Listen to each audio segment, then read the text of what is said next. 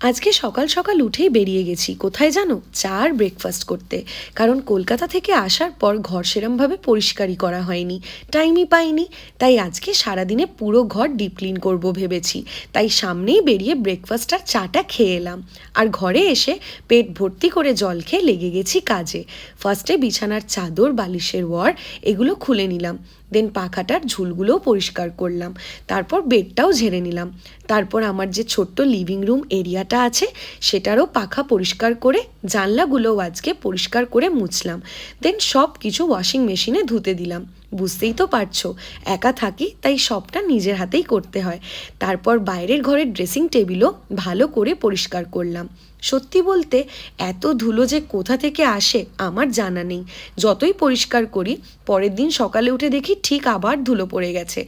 যাকগে, সব শেষে ঘর মুছে ফাইনালি চলে গেলাম চান করতে।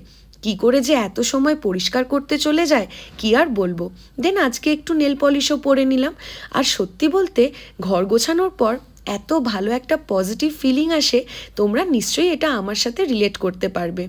আর এই হচ্ছে নেল পলিশের কালার। তারপর লাঞ্চ করে নিলাম। আজ আসলাম তাহলে।